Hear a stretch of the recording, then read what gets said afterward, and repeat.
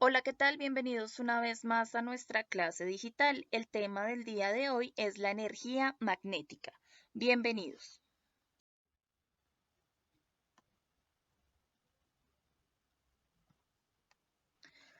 Antes de profundizar acerca de la energía magnética, debemos asociarla con un fenómeno que hemos observado a lo largo del tiempo y tiene que ver con la capacidad que tienen los imanes para atraer las limaduras de hierro u otros materiales metálicos como algunas puntillas, tuercas o clips. Este proceso en el cual el imán puede atraer a estas partículas siempre y cuando sean de composición metálica es gracias a una propiedad conocida como magnetismo. El magnetismo fue descubierto hace mucho tiempo y se utiliza en actividades diarias, aunque no de forma consciente.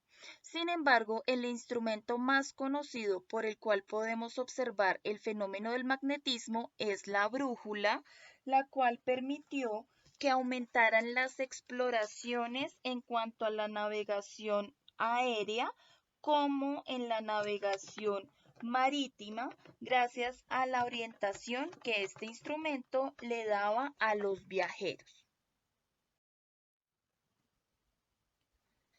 La brújula está compuesta por una aguja imantada que señala el norte gracias a la interacción que tiene la aguja con el magnetismo de la Tierra. Así es. El proceso de magnetismo no solo ocurre entre un imán y un cuerpo metálico, sino que todo nuestro planeta posee un magnetismo terrestre que permite que este tipo de fenómenos o energía se pueda manifestar en nuestro planeta.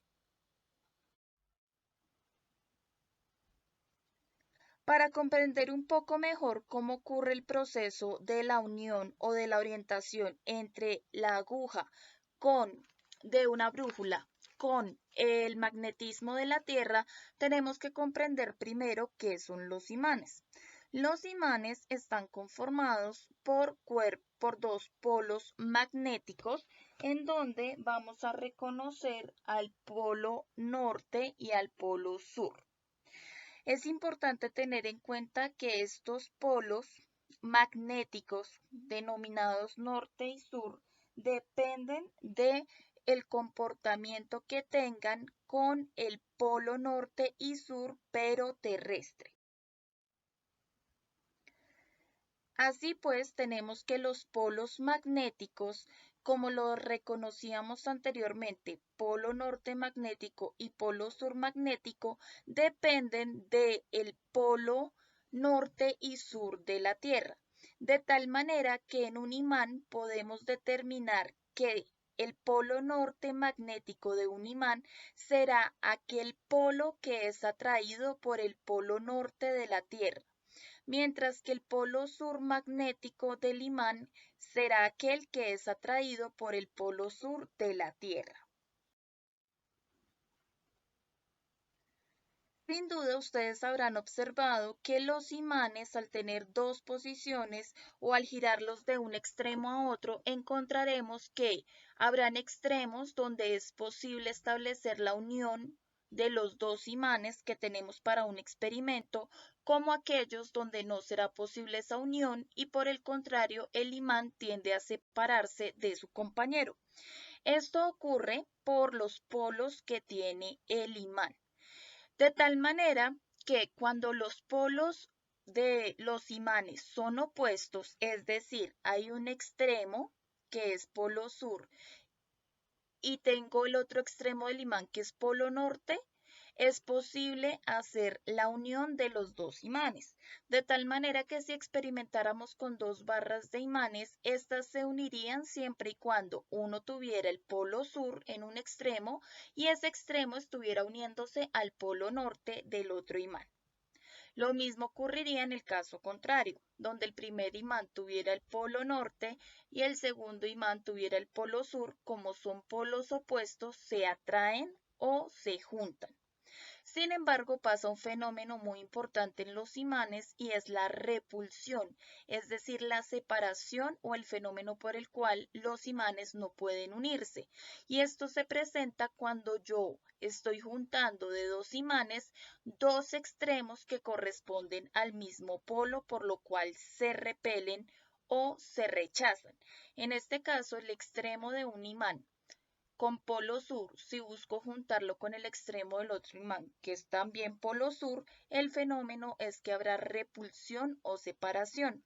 Lo mismo ocurrirá si intento unir al polo norte de un imán con el otro polo norte de otro imán, el fenómeno se generará la repulsión. De tal manera que podemos afirmar, según este experimento gráfico que hemos visto, que los imanes solo podrán unirse cuando se encuentran en sus extremos para unirse el polo sur con el polo norte, es decir, que polos opuestos se atraen. Pero si los polos son iguales en ambos extremos de los imanes que espero juntar, estos se separarán o repelen. Polos opuestos se atraen, polos iguales se separan.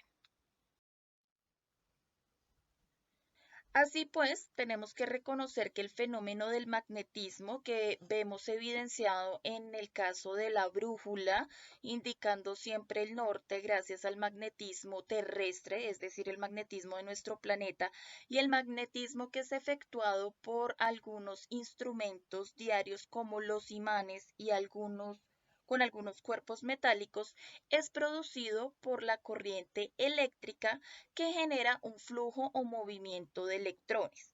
Es importante tener en cuenta que el magnetismo se presenta de forma bipolar, es decir, en dos polos, que son conocidos como los polos magnéticos, polo magnético sur, polo magnético norte, y estos son atraídos a su vez por los polos geográficos de la Tierra. La energía magnética se manifiesta entonces en todo fenómeno donde ocurre la unión de polos magnéticos opuestos, como en el caso de la brújula señalando al norte y en el caso de los imanes atrayendo también a partículas metálicas o juntándose entre ellos. Allí se ve reflejada que la unión de estos cuerpos es gracias a la energía magnética. Sin embargo, la energía magnética también puede presentarse en la energía eléctrica, aunque nosotros no lo podemos visualizar directamente.